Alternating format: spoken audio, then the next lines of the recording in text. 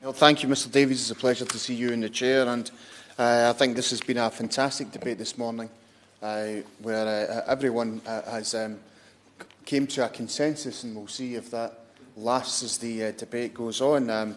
I have to say it was led superbly by my honourable friend for Inverclyde, and I'm very much subscribe to his advice that we should all keep left and keep moving, something I believe that we should all do, Mr Davies, and indeed would encourage the Minister, who is shaking his head for reasons that are beyond understanding. But he also said that pilots are being asked for across the UK and should be supported, and that's something that I'll be coming to in my remarks. Now, Mr Davies is someone who's on the DWP Select Committee.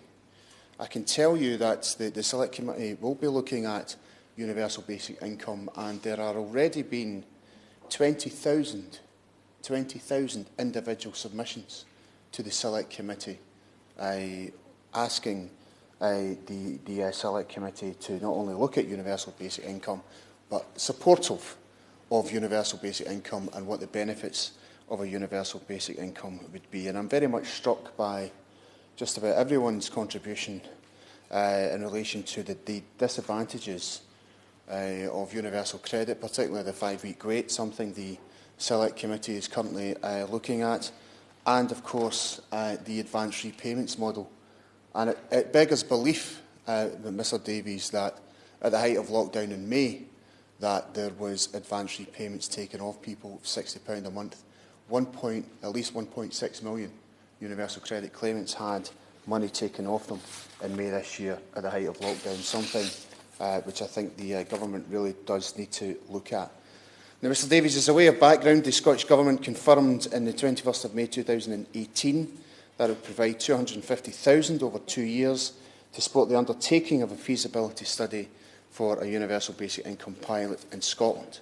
In June 2020, the group established to explore the feasibility of conducting a citizens' basic income pilot concluded that whilst a basic income pilot is desirable, it's not feasible within the current devolved settlement, as the necessary welfare and tax powers remain with the UK Government through the Department of Work and Pensions and HMRC.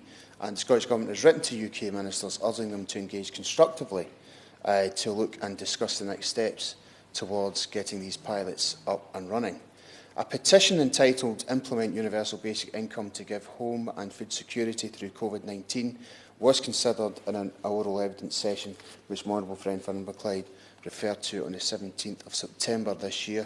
And in response, the UK Government said the UBI does not target help to those who need it most, stressing additional support provided during the coronavirus outbreak, such as the Job Retention Scheme and changes to statutory sick pay and universal credit. And I understand too, Mr Davies, that the Welsh Senate had debated universal basic income on the 30th of September this year, with a motion calling for the Welsh Government to establish a universal basic income trial in Wales.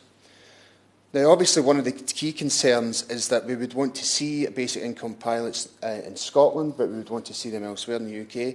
We see them as desirable, but it can only be done with the full cooperation and collaboration of the government. Far too many people across the UK are living with the constant pressure of poverty, even before coronavirus. Even before coronavirus, in the period 2016-19, around 1 million people in Scotland were in poverty, living precarious and insecure lives. And that includes, Mr Davies, those in precarious and insecure work, something which the government will need to tackle going forward. It's not right that in the 21st century people are being pushed into destitution and homelessness, having to rely on food banks to survive. The proposed pilot, which the Scottish Government want to put forward, would run over the course of 3 years, and a 1-year preparation period would also be needed. Even with a pilot, it should be understood that such a systematic change to the welfare state could take many years to introduce. Commenting on these matters, the SNP Social Justice and Fairness Commission has produced a discussion paper, A Secure Income for All, which explores the principle of the state providing a secure minimum income with a more in-depth examination of universal basic income. Now, as many have said, Mr Davies, the current situation with COVID has exposed the pre-existing vulnerabilities and shortcomings of the welfare and social security system. Our social security system is an essential public service, like our National Health Service, and it should be properly funded and designed to support us all in times of need. Instead, it's our view the government has eroded the social safety net over the last decade through brutal cuts and poverty-inducing policies such as the benefit sanctions regime, the benefit cap, the two-child limit and the bedroom tax. And even with the temporary £20 per week increase to the Universal Credit Standard allowance that the UK government has called generous, people out of work today are still £1,000 per year worse off compared to 2011. We would want to see that £20 per week increase be permanent and not temporary, and it's disappointing that the UK government has refused to provide statutory sick pay to all those told to self-isolate as part of contract tracing. Indeed, if you look at the figures of the statutory sick pay, the UK government's current rate is £94.25 per week, and comparing to Ireland's of £266 per week, and other countries such as Germany and Austria, where it's £287 per week. So the UK government has the current second lowest rate in the European Union in terms of statutory sick pay. And as the Honourable Member for Strangford and others mentioned, during this COVID period, those who we would consider having perhaps comfortable lifestyles before COVID-19 no longer have that comfortable lifestyle, and indeed that's one of the reasons why a universal basic income perhaps could and should be a solution going forward.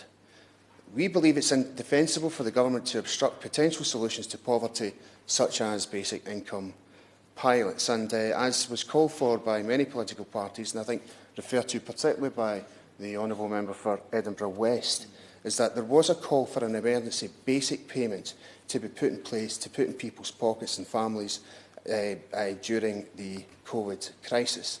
Now, an emergency basic payment would not be, of course, a universal basic income, but it would be going some way towards ensuring that people would have a secure income. And I think that that is something which is very much something which we believe the government will need to go back and look at as to whether to ensure that the 3 million who've been excluded, which has been referred to in the debate, Mr Davies, is something that certainly a payment, an emergency payment going to everyone, is something that I think that the government will need to now consider, particularly as we're seeing local, regional lockdowns having to put in place across these islands.